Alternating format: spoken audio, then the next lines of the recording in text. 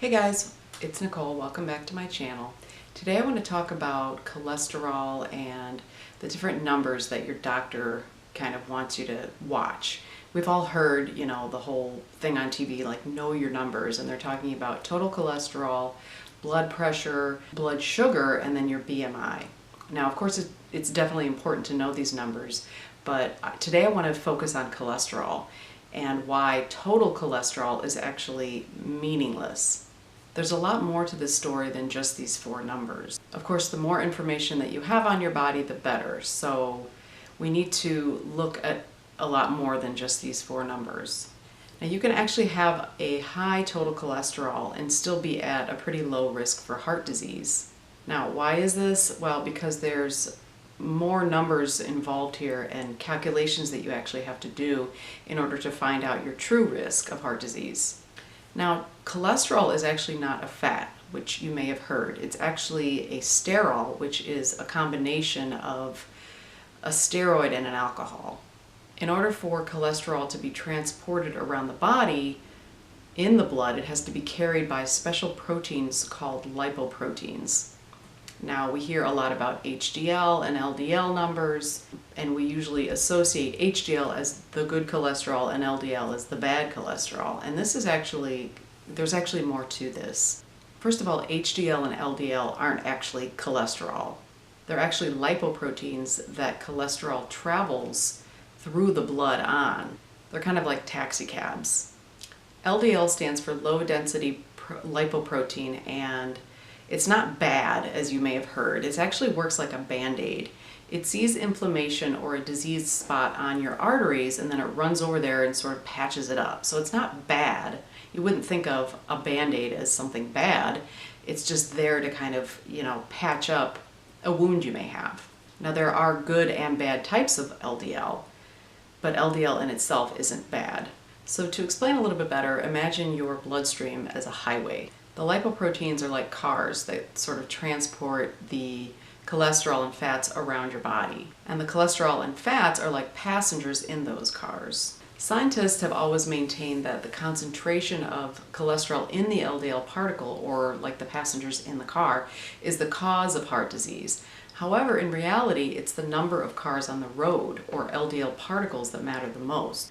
When you get your cholesterol tested, they usually test, total cholesterol, HDL, LDL, and triglycerides.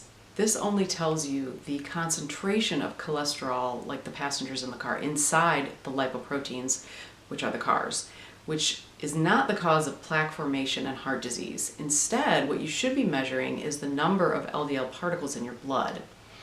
The problem is getting this test can kind of be challenging. I recently asked my doctor for this test, and she's like, I don't know the code for ordering that test, so she wasn't able to order it.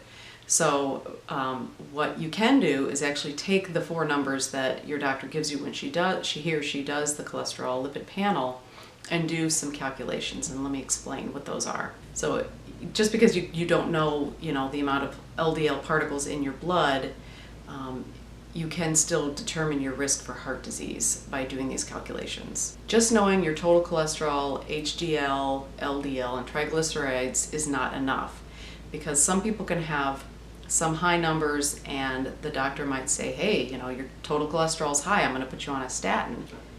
And that can actually be dangerous. So just because you may have high total cholesterol and high LDL, if you also have high HDL, you're probably at a low risk for heart issues. So let me explain. Let's say your total cholesterol is 223. Now, that's considered high, and most doctors would say, hey, let's watch this, or let's put you on a drug. But let's look at your other numbers first. Now, let's say your HDL is 76, which is really good, and let's say your LDL is 128, which is actually considered high. So your doctor would say, hey, your total cholesterol is high, your LDL is high, something's wrong. And this might scare you. And let's say your triglycerides are 86. Okay, so which is nice and low. You want low triglycerides. Now, most people would look at these numbers and get scared and say, oh no, a couple of these are flagged as high. Am I at high risk for a heart attack? What's going to happen to me? Well, don't freak out just yet. What you need to do is take your total cholesterol, which is 223, and divide it by your HDL, which is 76, and you come up with the number 2.9.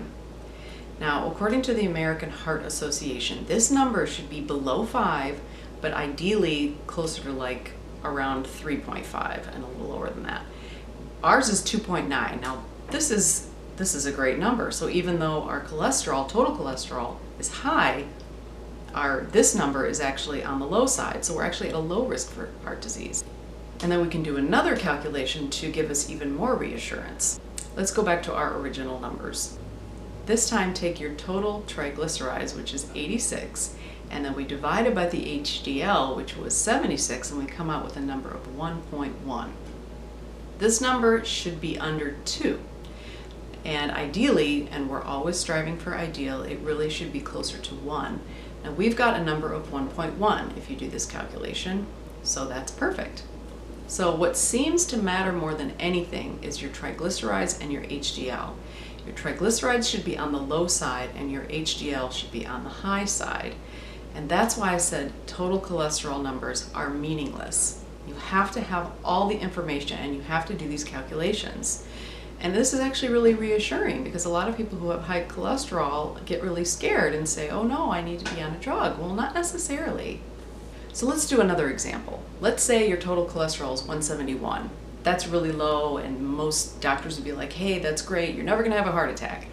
And your LDL is 100, which is another great number, okay, that's good, but your triglycerides, let's say, are 180, and your HDL is 35, which is kind of low.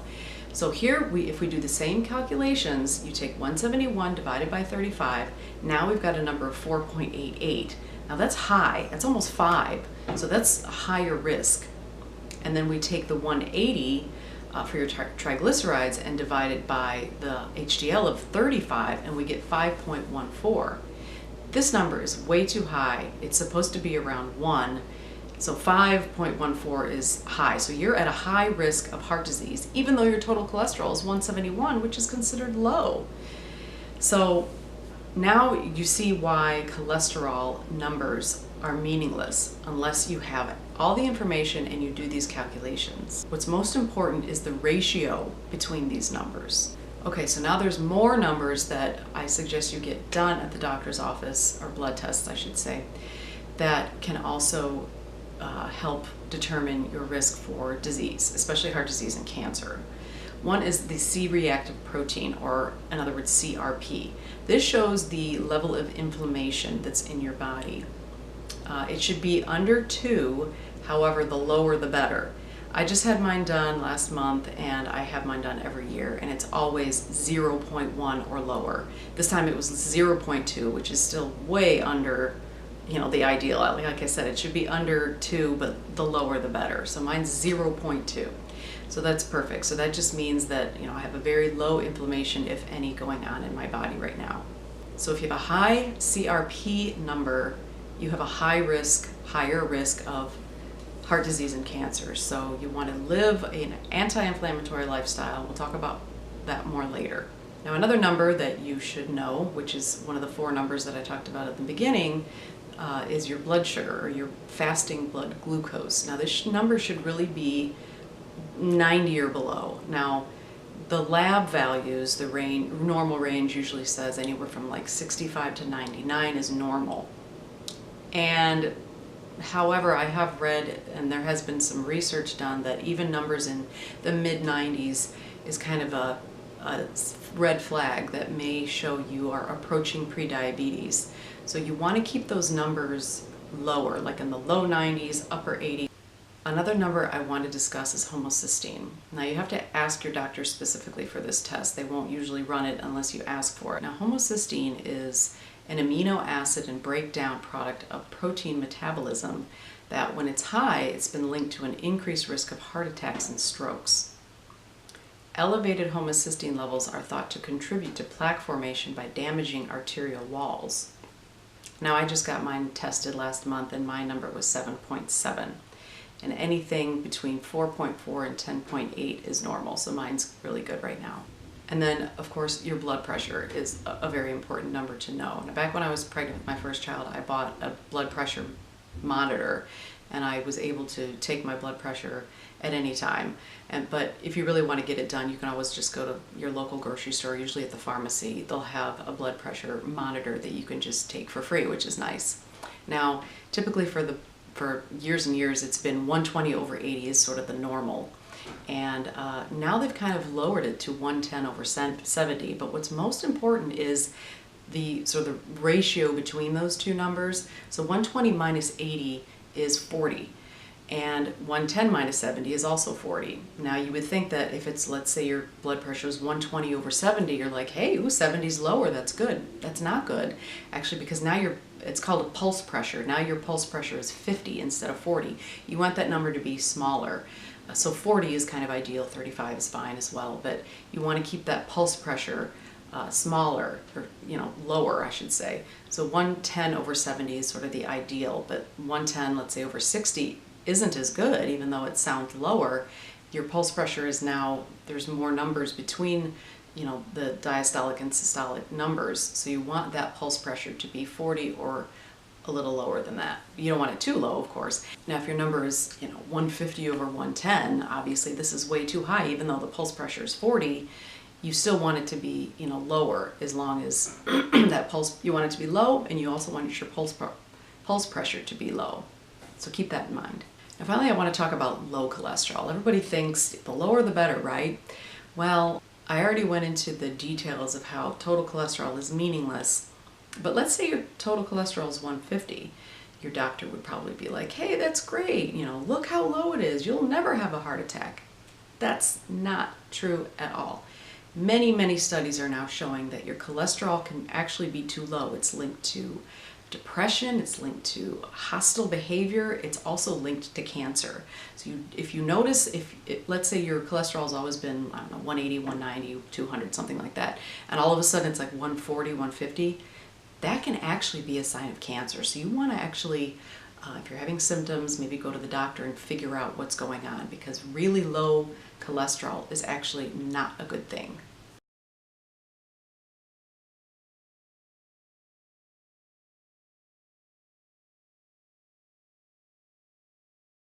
So what does all this mean? What if you find yourself with less than ideal numbers and you're scared of developing heart disease, or let's say one of your parents died young of a heart attack and you're afraid, what's next? Am I next? Well, it all comes down to, wait for it, your diet. What else is new? Obviously that's not shocking. We all know that in order to maintain health and to lower your risk of all diseases across the board, you have to follow an anti-inflammatory diet. You have to exercise, which is just as important. There's a significantly lower risk of cancer and heart disease, significantly lower risk when you exercise. There's all sorts of benefits to exercise. Don't really use it for weight loss. It can help you if you're like training, for hours a day, but if you're just working out for like a half an hour and you're gonna go eat crap all day, that's not gonna work. You're not gonna lose weight. Diet and exercise are key when you're trying to lower your risk for any disease. Now, having a small treat at like Thanksgiving or Christmas or a birthday party is probably not gonna kill you, but it seems like people are always looking for some excuse to celebrate. Like, hey, I got a new job, let's celebrate with some cake, or oh, I got a raise, let's, have another treat or something like that. And it gets more and more frequent to the point where you're rewarding yourself every day with something like a donut. It's like, oh, well, it's just once a day, I eat healthy the rest of the day, so this is okay. Well, these foods are really addictive, so you just start increasing the amount of junk until you're like, wait a minute, I'm eating crap all the time now. So it's really important to just, it's probably okay to allow yourself, once or twice a year or something like that, but it starts to get out of hand when you start allowing yourself treats more and more and more. And, you want to get out of that mindset and commit to never eating crap again. I mean, it's that important. I mean, if you want cake for your birthday, make a homemade cake that's healthy with lower sugar and with organic ingredients instead of buying that junky crap you get at the grocery store. So what does an anti-inflammatory diet look like? I think you all know by now, lots of vegetables, fruits, beans, nuts and seeds, foods high in omega-3s like salmon, walnuts, flax seeds, hemp seeds, chia seeds, and so on. You want to avoid things like corn-fed meats, white sugar, white flour, omega-6 oils especially that are heated, like cottonseed oil, sunflower oil, safflower oil, peanut oil, those types of oils. Of course, avoid foods like crackers, cookies, cakes, pie, donuts, all that junk. I know you know this already, but it seems like people still just can't seem to get it together and still don't know how to eat healthy. So, I've been studying health and nutrition and the human body and how it works for nearly 19 years now. And I've come across all sorts of people claiming that the diet that they're on is the best. And they'll look for every study that they can to sort of prove that theirs is the best. And I'm frankly kind of sick of it, because there's no ideal diet for anyone. Everybody's different, depending on multiple factors such as genes and maybe where your ancestors lived. People's dietary needs can be very different. People from Europe, for example, eat a much different diet and have different dietary needs than somebody from, the middle of Africa or Asia. Of course, we can all agree that the standard American diet is pretty crappy, and you should probably do a little bit of research to find out more about your genes, more about your ancestry. You could do one of those ancestry tests, and some of them can give you information on your health profile. You can do a little more research on, about the diet that suits your genetic makeup, and then you can take it from there. So, for example, most people can't really convert ALA into DHA and EPA. Some people can, and so most people can't really eat a vegan diet because vegans rely on things like walnuts and flax seeds for their omega-3s, but that's in the form of ALA, and most people can't convert it. And we need EPA and DHA, so that's where we run into problems. So that's why you can't just go into any diet willy-nilly. You have to know what you're doing. And then another example is beta-carotene. A lot of vegans rely on beta-carotene for vitamin A, but beta-carotene is a precursor to vitamin A. It's not retinol.